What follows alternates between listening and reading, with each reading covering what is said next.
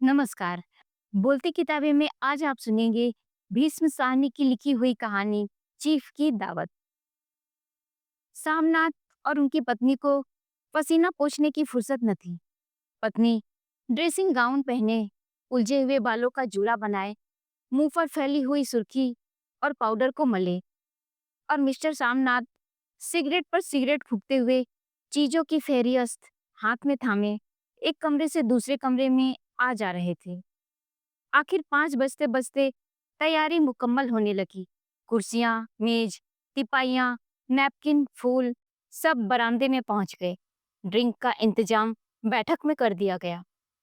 अब घर का फालतू सामान अलमारियों के पीछे और पलंग के नीचे छिपाया जाने लगा। तभी सामनाथ के सामने सहसा एक अड़चन खड़ी हो गई। माँ का क्या होगा? इस बात की ओर न उनका और न उनकी कुशल गृहिणी का ध्यान गया था। मिस्टर सामनाथ श्रीमती की ओर घूमकर अंग्रेजी में बोले, माँ का क्या होगा? श्रीमती काम करते करते ठहर गई और थोड़ी देर तक सोचने के बाद बोली, इन्हें पिछवाड़े इनकी सहेली के घर भेज दो। रात भर बेशक वहीं रहे, कल आ जाएं। सामनाथ सिगरेट मुंह में रखे सिकुड़ी आंखों से श्रीमती के चेहरे की ओर देखते हुए पल भर सोचते रहे।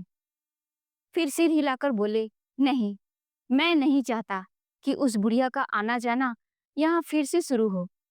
पहले ही बड़ी मुश्किल से बंद किया था। माँ से कहें कि जल्दी खाना खा के शाम को ही अपनी कोठरी में चली जाएं। मेहमान कहीं 8 बजे आएंगे। इससे पहले ही अपने काम से निपट ले। सुझाव ठीक था, दोनों को पसंद आया। मगर फिर सहसा श्रीमती बोल उठी।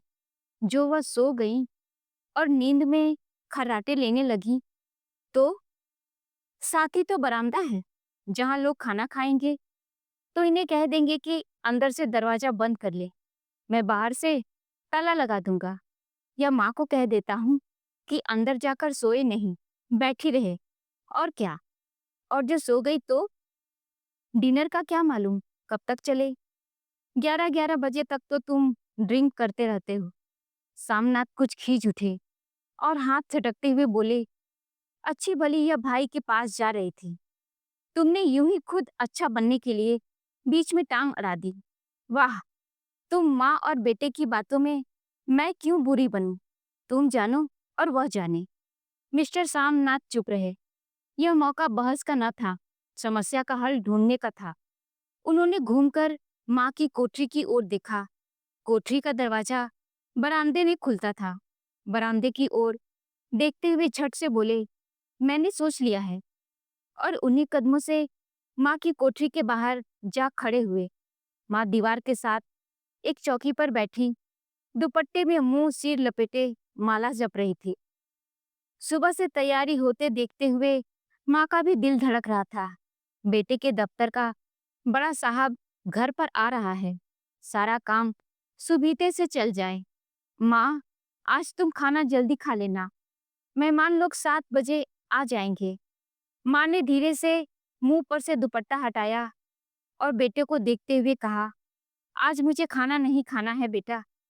तुम तो जानते हो, मांस मछली बने तो मैं कुछ नहीं खाती। जैसे भी हो, अपना काम जल्दी से निपट लेना। अच्छा बेटा। और माँ, हम लोग पहले बैठक में बैठेंगे, उतनी देर तुम यहाँ बरामदे में बैठना। फिर जब हम यहाँ आ जाए तो तुम गुसल खाने के रास्ते बैठक में चली जाना। माँ अवाक बेटे का चेहरा देखने लगी, फिर धीरे से बोली, अच्छा बेटा। और माँ, आज जल्दी नहीं सो जाना, तुम्हारे खर्राटों की आवाज दूर तक जाती है। माँ लज्जित सी आवाज में बोली, क्या करूं बेटा, मेरे बस की बात नहीं है। जब से बीमारी से उठी हूँ, नाक से सांस नहीं ले सकती। मिस्टर सामनाथ ने इंतजाम तो कर दिया, फिर भी उनकी उधेड़ बुन खत्म नहीं हुई। जो चीफ अचानक उधर आ निकला तो 8-10 मेहमान होंगे, देसी अफसर, उनकी स्त्रियां होंगी। कोई भी गुसल खाने की ओर जा सकता है। क्षोभ और क्रोध में वह झुंझलाने लगे। एक कुर्सी को उठाकर बरामदे में कोठरी के बाहर रखते हुए बोले, आओ माँ, इस पर जरा बैठो तो। माँ माला संभालती, पल्ला ठीक करती उठी और धीरे से कुर्सी पर आकर बैठ गई। यूं नहीं माँ, टांगे ऊपर चढ़ाकर नहीं बैठते, यह खाट नहीं है। और खुदा के वास्ते नंगे पांव नहीं घूमना, न ही खड़ाऊ पहनकर सामने आना। किसी दिन यह तुम्हारी खड़ाऊ उठाकर मैं बाहर फेंक दूंगा। माँ चुप रही। कपड़े कौन से पहनोगी माँ? जो है वही पहनूंगी बेटा, जो कहो पहन लूं। मिस्टर सामनाथ सिगरेट मुंह में रखे फिर अध खुली आंखों से माँ की ओर देखने लगे और माँ के कपड़ों की सोचने लगे। सामनाथ हर बात में तरतीब चाहते थे। घर का सब संचालन उनके अपने हाथ में था।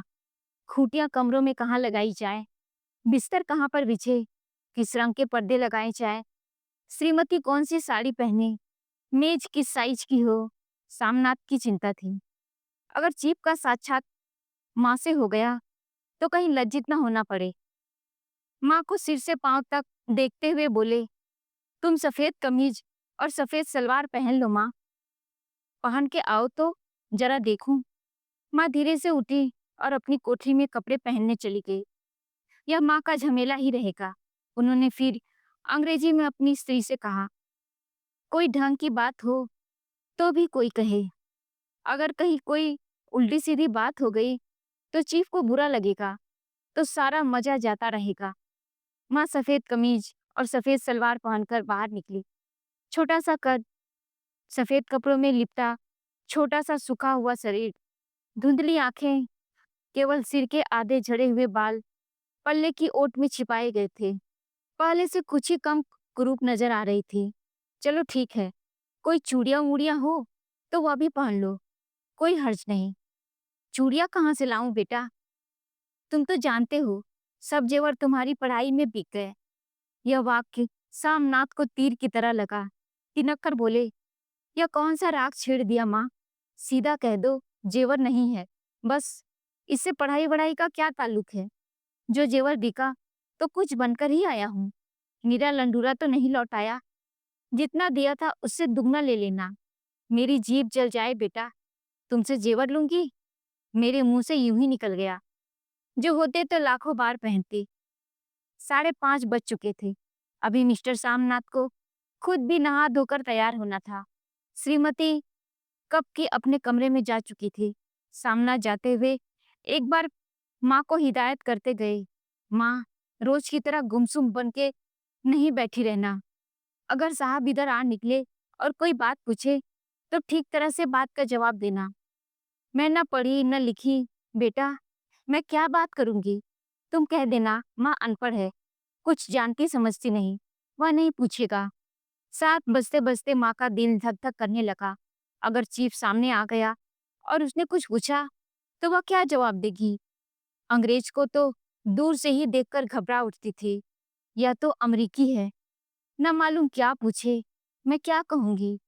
माँ का जी चाहा कि चुपचाप पिछवाड़े विधवा सहेली के घर चली जाए, मगर बेटे के हुक्म को कैसे टाल सकती थी। चुपचाप कुर्सी पर से टांगे लटकाए वहीं बैठी रही। एक कामयाब पार्टी वह है जिसमें ड्रिंक कामयाबी से चल जाए। सामनाथ की पार्टी सफलता के शिखर चूमने लगी। वार्तालाप उसी रौ में बह रहा था जिस रौ में गिलास भरे जा रहे थे। कहीं कोई रुकावट न थी, कोई अड़चन न थी। साहब को विस्की पसंद आई थी, मेम साहब को पर्दे पसंद आए थे, सोफा कवर का डिजाइन पसंद आया था, कमरे की सजावट पसंद आई थी। इससे बढ़कर और क्या चाहिए?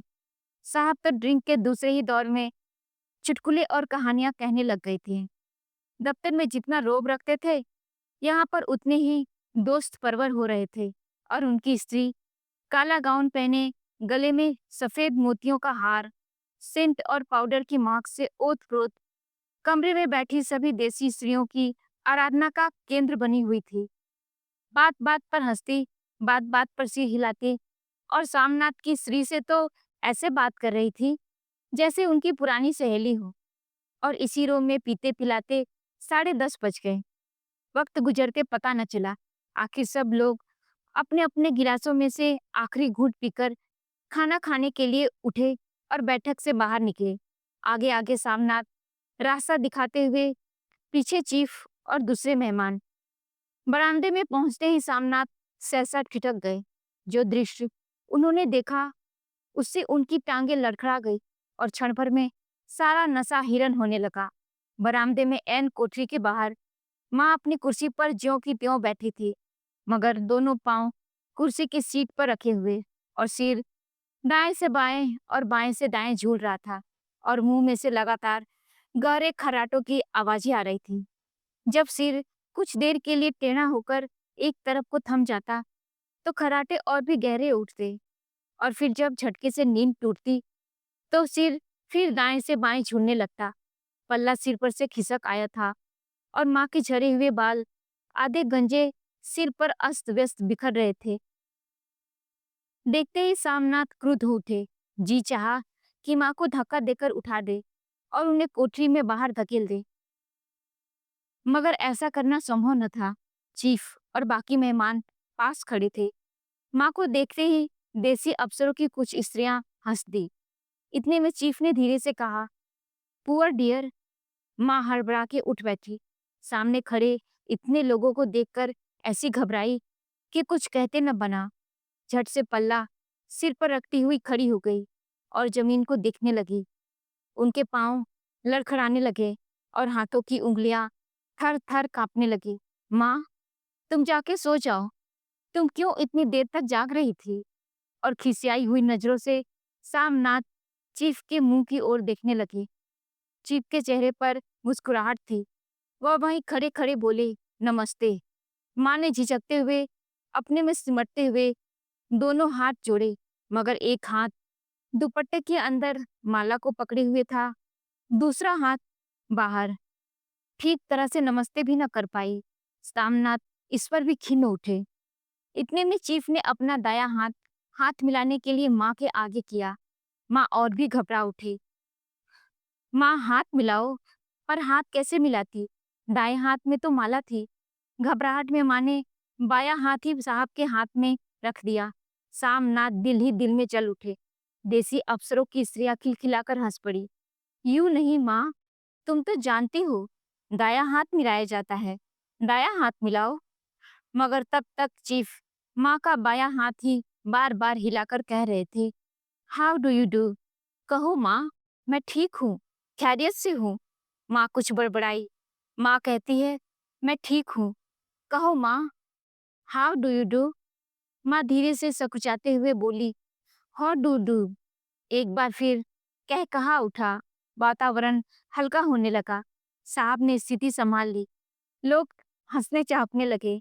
सामनाथ के मन का क्षोभ भी कुछ कुछ कम होने लगा था। साहब अपने हाथ में माँ का हाथ अब भी पकड़े हुए थे और माँ सिकुड़ी जा रही थी। साहब के मुंह से शराब की बू आ रही थी। साहबनाथ अंग्रेजी में बोले, मेरी माँ गांव की रहने वाली है, उम्र भर गांव में रही है, इसलिए आपसे लजाती है। साहब इस पर खुश नजर आए। बोले, सच? मुझे गांव के लोग बहुत पसंद है। तब तो तुम्हारी माँ गांव के गीत और नाच भी जानती होंगी। चीफ खुशी से सिर हिलाते हुए माँ को टिकटिके बांधे देखने लगे। माँ, साहब कहते हैं कोई गाना सुनाओ, कोई पुराना गीत। तुम्हें तो कितने ही याद होंगे। माँ धीरे से बोली, मैं क्या गाऊंगी बेटा, मैंने कब गाया है। वाह माँ, मेहमान का कहा भी कोई टालता है। साहब ने इतना रीझ से कहा है, नहीं गाओगी तो साहब बुरा मानेंगे। मैं क्या गाऊं बेटा, मुझे क्या आता है। वाह, कोई बढ़िया टप्पे सुना दे तो पत्ते अंडरा दे। देसी अफसर और उनकी स्त्रियों ने इस सुझाव पर तालियां पीटी। माँ कभी दीन दृष्टि से बेटे के चेहरे को देखती, कभी पास खड़ी बहू के चेहरे को। इतने में बेटे ने गंभीर आदेश भरे लिहाज में माँ से कहा, माँ। इसके बाद हाँ या ना का सवाल ही न उठता था। माँ बैठ गई और क्षीण दुर्बल लरसती हुई आवाज में एक पुराना विवाह का गीत गाने लगी। हरिया नी माए हरिया, नी भैरे हरिया, ते भागी भरिया है। देसी स्त्रियां खिलखिला के हंस उठी। 3 पंक्तियां गा के माँ चुप हो गई। बरामदा तालियों से गूंज उठा। साहब तालियां पीटना बंद ही न करते थे। सामनाथ की खीज, प्रसन्नता और गर्व में बदल उठी थी। माँ ने पार्टी में नया रंग भर दिया था। तालियां थमने पर साहब बोले, पंजाब के गांव में दस्तकारी क्या है? सामनाथ खुशी से झूम रहे थे। बोले, ओह बहुत कुछ साहब। मैं आपको एक सेट उन चीजों का भेंट करूंगा। आप उन्हें देखकर खुश होंगे। मगर साहब ने हिलाकर अंग्रेजी में फिर पूछा, नहीं, मैं दुकानों की चीज नहीं मांगता। पंजाबियों के घरों में क्या बनता है? औरतें खुद क्या बनाती हैं? सामनाथ कुछ सोचते हुए बोले, लड़कियां गुड़िया बनाती हैं और फुलकारियां बनाती हैं। फुलकारी क्या है? सामनाथ फुलकारी का मतलब समझाने की असफल चेष्टा करने के बाद माँ को बोले, क्यों माँ, कोई पुरानी फुलकारी घर में है? माँ चुपचाप अंदर गई और अपनी पुरानी फुलकारी उठा लाई। साहब बड़ी रुचि से फुलकारी देखने लगे। पुरानी फुलकारी थी, जगह जगह से उसके तागे टूट रहे थे और कपड़ा फटने लगा था। साहब की रुचि को देखकर सामनाथ बोले, यह फटी हुई है साहब, मैं आपको नई बनवा दूंगा, माँ बना देंगी। क्यों माँ, साहब को फुलकारी बहुत पसंद है, इन्हें ऐसी ही फुलकारी बना दोगी ना? माँ चुप रही, फिर डरते डरते धीरे से बोली, अब मेरी नजर कहाँ है बेटा, बूढ़ी आंखें क्या देखेंगी? मगर माँ का वाक्य बीच में ही तोड़ते हुए सामनाथ साहब को बोले, वह जरूर बना देंगे, आप उसे देखकर खुश होंगे।